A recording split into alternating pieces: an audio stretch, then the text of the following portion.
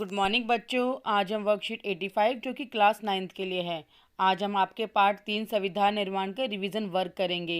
इससे पहले हम संविधान के बारे में आपकी वर्कशीट में पढ़ चुके हैं। आइए चलिए देखते हैं आज की वर्कशीट में हमें क्या क्या दिया है। बच्चों, आज की वर्कशीट में हमें 1-2 नंबर वाले क्वेश्चन आंसर दिए हैं। मल्टी चॉइस के क्वेश्चन आंसर देते हुए फिल इन द ब्लैंक्स भी दिए गए हैं और हमें पैराग्राफ भी दिया गया जिसे पढ़कर क्वेश्चन आंसर करने हैं और हमें कुछ प्रश्न दिए गए हैं जिनके उत्तर बुक से छाँटकर लिखने हैं। आइए देखते हैं पहला प्रश्न, संविधान किसे कहते हैं। तो बच्चों, संविधान जो है लिखित नियमों की पुस्तक है जिसे किसी भी देश में रहने वाले नागरिक उसे मानते हैं क्योंकि वो देश की सर्वोच्च कानून है। उसमें देश के सभी वर्गों के लिए कानून, नियम और आपको किस देश में कैसे रहना चाहिए, किस देश की कानून व्यवस्था कैसे चलती है, सरकार का निर्माण कैसे होगा, इस सभी के बारे में बताया गया है। और बच्चों, यह भारत देश के संविधान लिखित रूप में है जिसे सभी लोग मानते हैं और जिसका सम्मान भी करते हैं। इसीलिए बच्चों, संविधान लिखित नियमों की एक ऐसी किताब है जिसे किसी देश में रहने वाले लोग सामूहिक रूप से मानते हैं। आइए चलिए देखते हैं अगला प्रश्न। प्रश्न 2, संविधान सभा की पहली बैठक कब हुई थी। तो बच्चों, इसका उत्तर है दिसंबर 1946 को संविधान सभा की पहली बैठक हुई थी जो कि दिल्ली के काउंसिल हाउस के संविधान हॉल में हुई थी। इसे अब क्या कहते हैं, संसद भवन कहा जाता है। आइए चलिए देखते हैं अगला प्रश्न। हमारे देश का संविधान कब लागू हुआ। 24 दिसंबर 1950, 26 जनवरी 1950, 20 अगस्त 1947 या 15 अगस्त 1947। तो बच्चों, जैसा कि हमारा साल गणतंत्र दिवस मनाते हैं तो इसका आंसर है 26 जनवरी 1950 को हमारे देश का संविधान लागू हुआ था। चलिए देखते हैं अगला प्रश्न। संविधान लागू होने वाले दिन को हम क्या कहते हैं। तो बच्चों, संविधान लागू होने वाले दिन को हम गणतंत्र दिवस या 26 जनवरी के दिवस के रूप में हम हर साल मनाते हैं। तो इसका उत्तर है गणतंत्र दिवस। आइए देखते हैं प्रश्न 5, संविधान सभा की प्रारूप कमेटी के प्रमुख कौन थे। तो बच्चों, संविधान सभा की प्रारूप कमेटी के प्रमुख जो है डॉक्टर भीमराव अंबेडकर जी थे जिन्होंने इसका ढांचा तैयार किया था। आइए चलिए इसके बाद हम पैराग्राफ पढ़ते हैं। दुनिया में कई देशों में संविधान को फिर से लिखना पड़ा क्योंकि संविधान में दर्ज बुनियादी बातों पर ही वहाँ के सभी सामाजिक समूहों और राजनीतिक दलों की सहमति नहीं थी, इसलिए उनको दोबारा लिखना पड़ा। कई देशों में संविधान है पर वह कागज का टुकड़ा या किसी भी अन्य किताब की तरह का दस्तावेज भर है, यानी उसका कोई महत्व नहीं है और कोई उस पर आचरण मतलब उसका पालन भी नहीं करता है।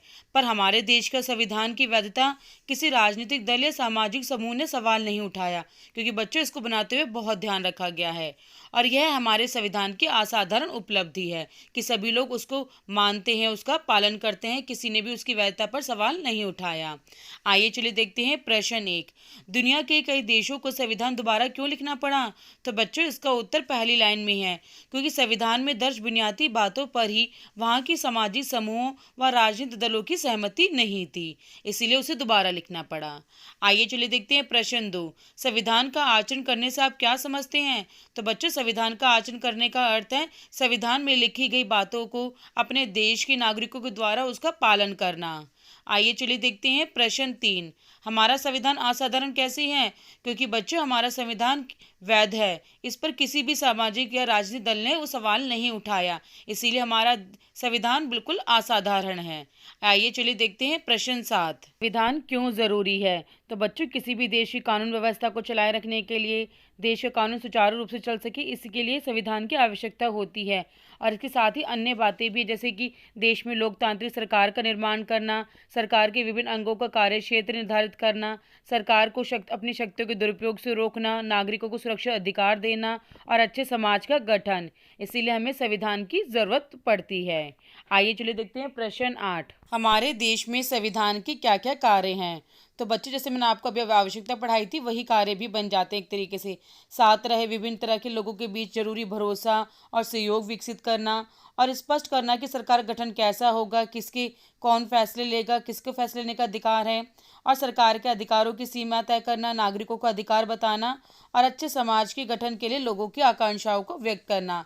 यह किसी भी संविधान की बहुत ही आवश्यकता व कार्य दोनों ही हैं।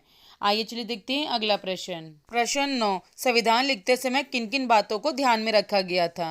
बच्चों, संविधान लिखते समय जैसे भारत पाकिस्तान का बंटवारा हुआ था तो देश को अपना संविधान बनाना था और जिसमें रियासतों को भी मिलाना था। तो संविधान लिखते समय बहुत सी बातों को ध्यान में रखा गया कि पंथ निरपेक्ष, किसी भी एक धर्म को पूरे देश में मान्यता ना प्राप्त हो, सभी धर्मों को मान्यता प्राप्त हो, गणराज्य की स्थापना हो, देश में लोकतांत्रिक सरकार मिले, सभी लोगों को राजनीतिक अधिकार प्राप्त हो और कानून के समक्ष सभी लोग बराबर हो।